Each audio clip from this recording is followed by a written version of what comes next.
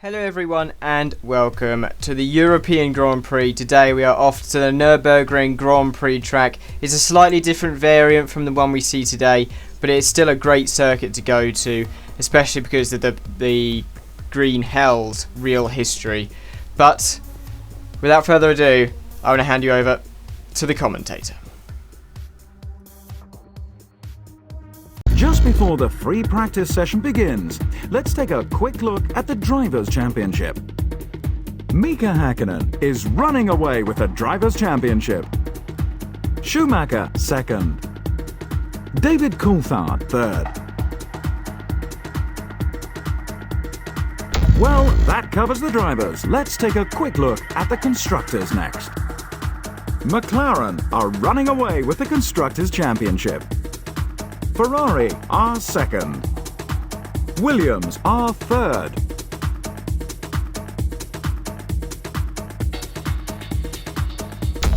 Located approximately 60 kilometers northwest of Koblenz, the Nurburgring combines short straights with a challenging combination of... Whilst the new Nurburgring pales into insignificance compared to the original Nordschleife circuit, the fatalities of yesteryear more than justify today's safety standards, which render the old 14-mile loop redundant. Right, so we jump straight into practice here, and we've got a lot of fuel on board, and we've spun on the curb and go straight into the gravel trap. Now that was something I noticed a lot early in this practice session, was that if you even touch a curb, your car will spin in a kind that you won't even see on F1 2013. But later on in the session, we're on our first flying lap, and as again we've touched that, I've actually smashed into Toro Takagi in the arrows there. So that's an interesting thing to happen, and luckily there's no stupid penalties in this, so I won't get like a 20-place grid drop, which I'm thankful for. But on our first qualifying lap, done 24.0. Now I'm not going to show you that much qualifying, as it wasn't that interesting, and I wasn't particularly very fast. But the other highlight was on lap 4 of our 12 laps that were allowed, behind the arrows, I think of Pedro La Rosa, and we're trying to get past him here into this fast left hand. He's holding us up a treat on this lap, so this lap's already ruined over an auto spun. I'll now hand you over to the grid. Hello there. Welcome to Europe for round 14 of the 1999 FIA Formula One World Championship. The weather, as so often is the case here, is just wonderful.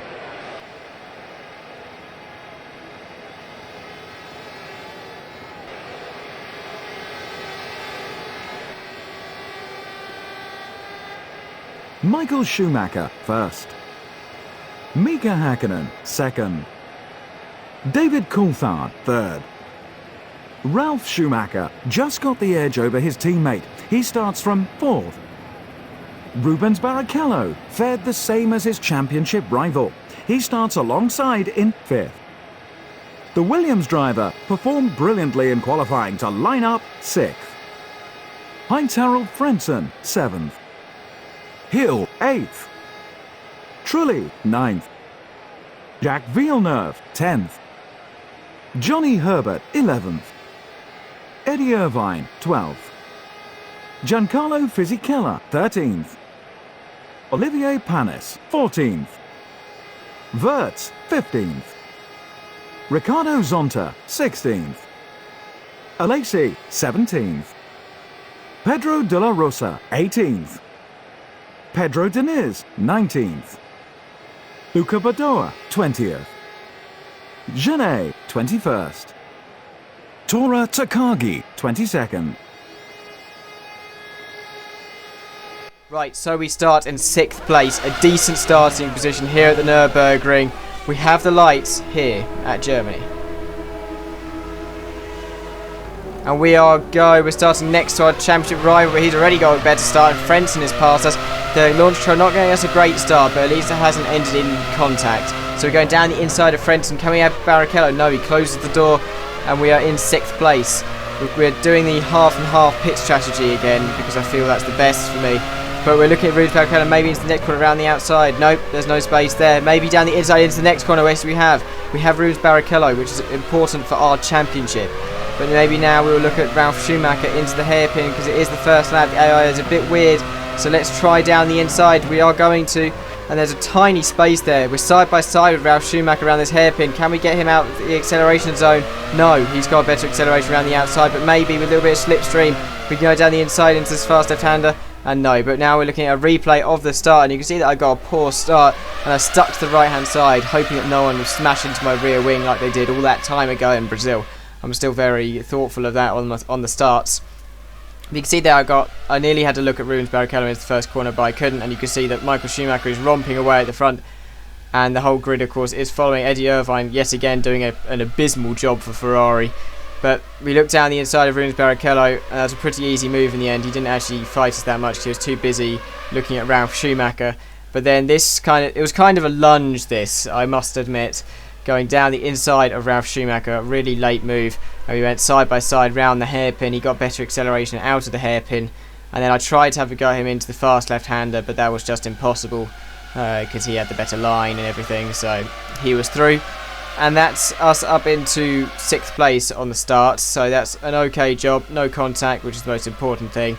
But now we're going to move on to lap 2, where we may have a look at our teammate into the hairpin. We're a lot closer this time, so we may just go down the inside of Ralf Schumacher. Can we do it? Yes, we can, and he's not even hanging around the outside, so it's a pretty easy move. And we're up into 4th place with David Coulthard in front of us. So now we're looking at David Coulthard on lap 7. We were actually keeping up the leaders here, which I was really surprised with because I wasn't expecting that after qualifying. Behind David Coulthard here, looks like we're going to make a move. We're going to go down the inside, and that's an incredible move down the inside of David Coulthard. We've shut him out on the exit, and I have to say that was one of the best moves that I think I've ever done on an F1 game right there. I know it was against AI, which isn't quite the same as online, but you'll see here how far back I am and how clean it was and how late my moving was. We can see here into the braking zone. Let's quickly turn the car straight down the inside. Lovely move at the hairpin. Then I shut him out at the exit, and I'm up into 3rd place. So that's really good. And you see here that from David Coulthard's perspective how there was no contact, and he literally just drove himself wide because of me appearing down his inside. But moving all the way onto lap 15, we're actually keeping in touch with Mick Hackett and Michael Schumacher, but I had no opportunity at all. I tried my best to try and attack them, so there was no highlights. I know I didn't really make any errors and I didn't catch them up. But we're pulling into the pits now on lap 15. It's going to be interesting to see where we come out after this pit stop. I think we'll come out around Damon Hill area, which is down and out of the points. But we'll see if we can get points. I think we should be able to get points this race. So into the pits now, hoping for a good pit stop from Williams. They've been a bit mediocre this season so far, but have had a lot of accidents, so a lot of those pit stops were repairing the car. But we go, and it's 11.9 pit stop. That's actually a really good pit stop from Williams. I'm really surprised there. Just as I said they were crap, turns out they give me a good pit stop. But we're exiting the pits now, and we've got Damon Hill approaching us very quickly. Can we stay ahead of Damon Hill? It looks like we're going to be side by side. But no, we've outbroken ourselves into the first corner, expecting it to be kind of like the modern circuit, because we've forgotten Damon Hill, Frentzen, Truly, and even Eddie Irvine has gone past. That's a pretty disastrous mistake there. But moving on to lap 17, we may be able to have a look at Eddie Irvine in the Ferrari. This is a Ferrari, but we're just going to go straight down the inside. Can we get him on the acceleration? No. But we're now going to get the slipstream down into the hairpin. We've done this on our teammate, and it's going to be a pretty easy move, I think, by the time we get down there, down the inside, and it's easy. And the next car ahead is Jarno Trulli. But we're now going to take a look at a replay of that move, and you'll see there that the Ferrari, despite it being a Ferrari, they seem to be really awful into that right-hand turn. I noticed that when I was hanging behind Michael Schumacher and Mika Hakkinen, the McLarens could take, and me, could take so much more speed into that corner, but the Ferrari couldn't.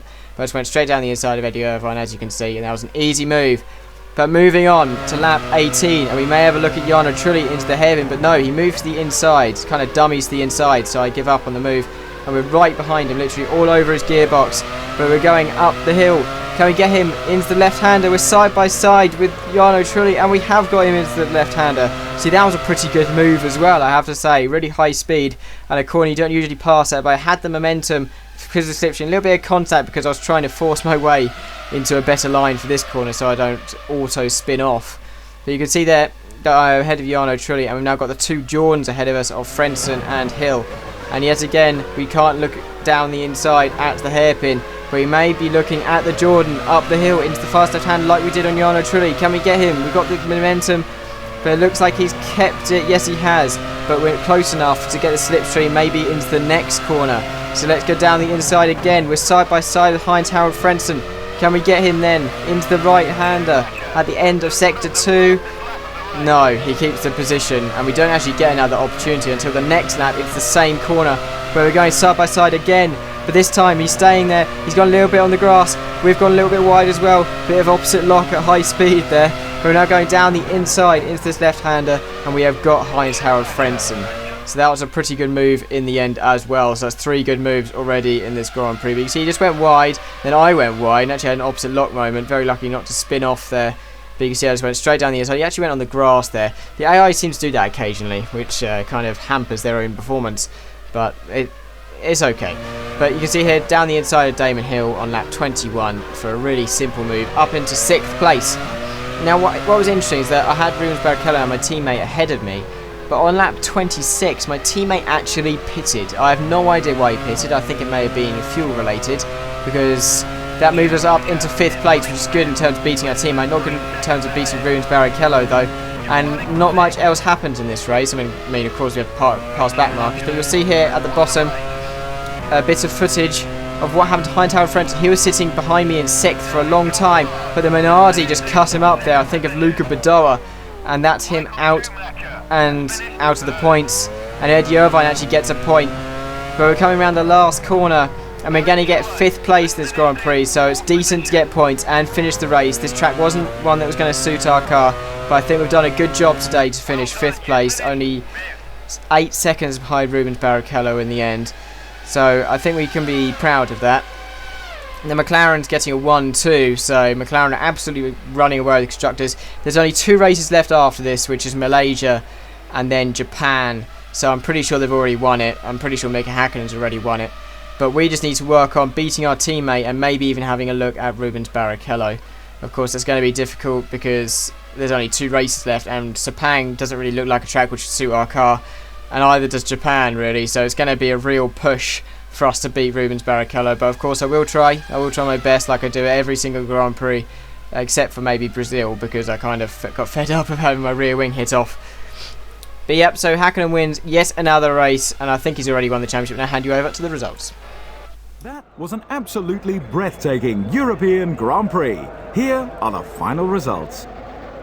Häkkinen first, Coulthard second, Schumacher third, Rubens Barrichello 4th, the Williams driver 5th, Irvine 6th. So yep, here we have the results. And there was actually only one retirement in this Grand Prix, which was Tora Takagi, who had an engine failure on lap 25, because I realised throughout the race there was no one hitting off front wings or rear wings or losing a wheel, and then suddenly an engine failure. So that's a bit of a shame. We could have had 100% finishes, but now onto driver standings.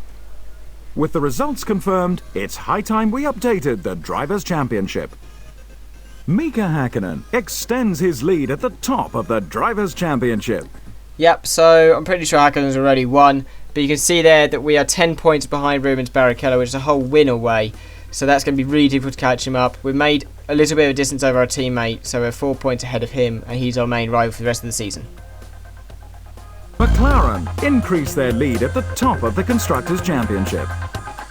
Ferrari are second, followed by the third-placed Williams.